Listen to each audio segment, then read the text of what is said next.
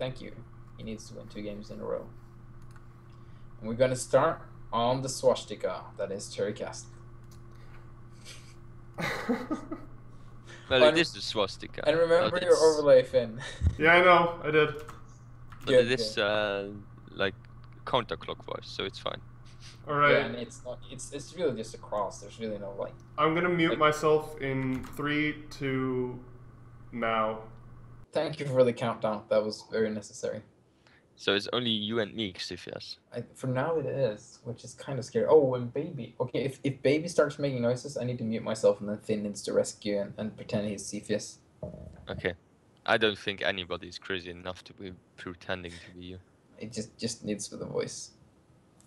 Alright, without further ado, on the top left side of this map, currently up 2-1 from Korea and some city I don't remember the name of that Finn could remind me. It is Mamuri. And on the bottom left side, the Protoss player who did beat Dirtybag 2-0 today. It is the yellow Protoss player, Arthur. Why would you... Are you saying this because it's really hard to beat Dirtybag? Well, it is really hard to beat Dirtybag. It is incredibly hard to beat Dirtybag. I'm going to completely agree with that. Now, about this map, Cherry Castle, what would you say about this map, Kalevi?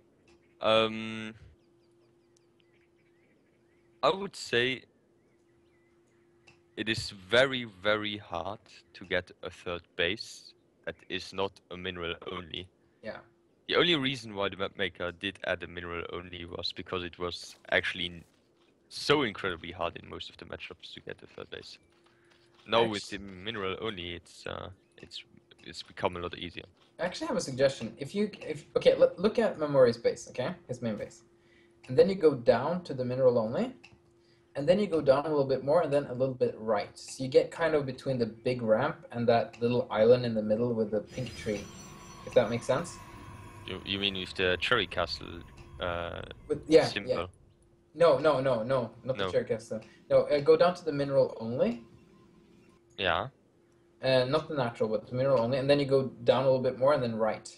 Just a little bit down and a little bit right. Okay, there's the pink, yeah? Yeah. Pink tree. What if that area between the pink tree and the big ramp was closed off? Hello? Hey! That would look quite SC2-ish. Hello. Well, yes, but it would be more like, fighting spirit. You know how the third base with gas, there's like an avenue you can travel. If you only defend like a big choke for your natural, then it's so much easier to take your third because I like the way it is now. I just think it's really hard for Terran versus Protoss for Terran players to get a third gas here. It's fine. We just get grab our natural and only produce Fortress. You have such good solutions to everything. I know. How you doing, Avix? I'm doing okay. How's my mic? Oh, nice block with the gateway. The natural. So things do not come in. Let's actually talk about the game or change. No, how dare you? How dare you? Oh, wow, Mamuri taking the mineral only instead of the natural because of the constant fighting between that probe and that. This probe goes down in history. It is a great It's probe. one of the most annoying probes ever. Oh, do you remember in Brood War when people actually started talking about probe micro? That actually was a thing. Like yeah. Using probes to fend off circlings and stuff like that. That is funny. Actually quite funny. Okay, I'm gonna follow Finn's cam. Oh, by the way, Finn, can I just you don't need to be zoomed out all the time. I know it looks great for you, but on the stream it doesn't always look that good. Like if it's a big battle, of course you want to zoom out, but yeah, just saying. Gameplay. Oh, Always. I lost my observer hotkeys. Fuck.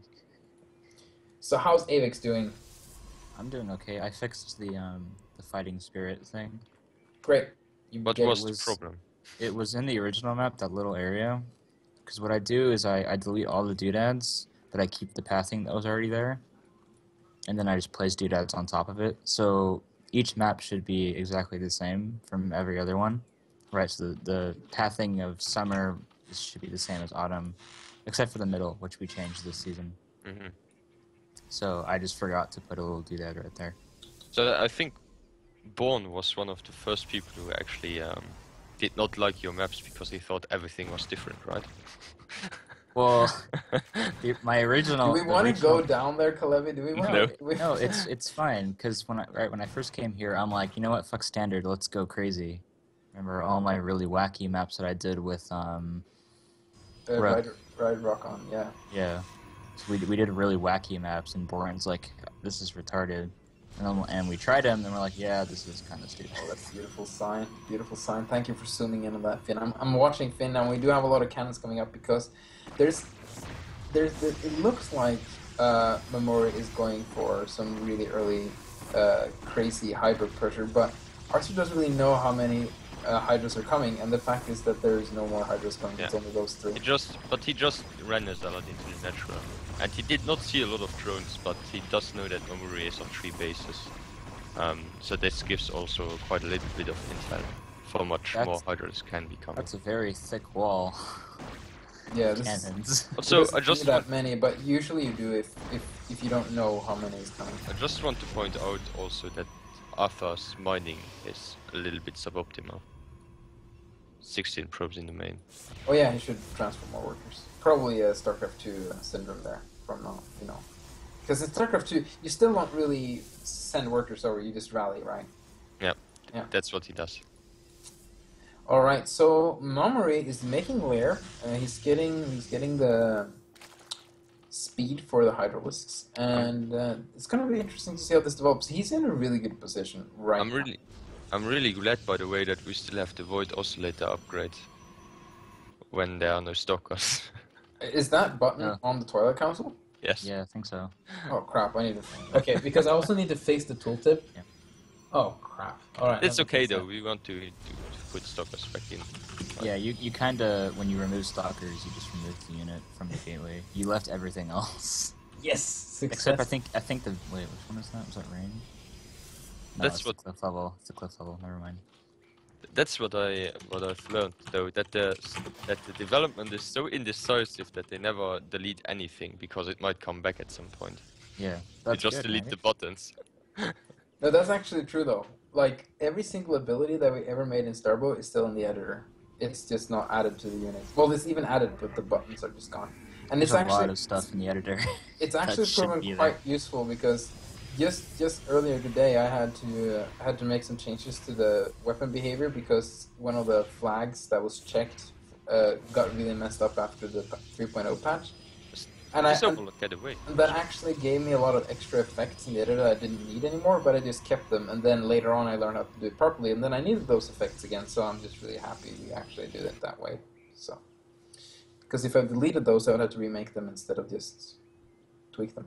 I mean, they do that with artists, right? They just say don't get rid of your original work because you never know when you might look back at it. That's a good point. Or in Starbow's case, you never know when you made a mistake. Alright, so, that Zealot really trying to get out the scout, but even with his speed upgrade, he will not be able to get out of there. Yeah, Alpha is in a pretty tough spot because Mamuri is expanding again, and he's pretty much containing him with 10 Hydralisks. He's so not droning too much though. Arthur So- overextended on the cannons, and it's really looks like- hurting. it looks like he's going to.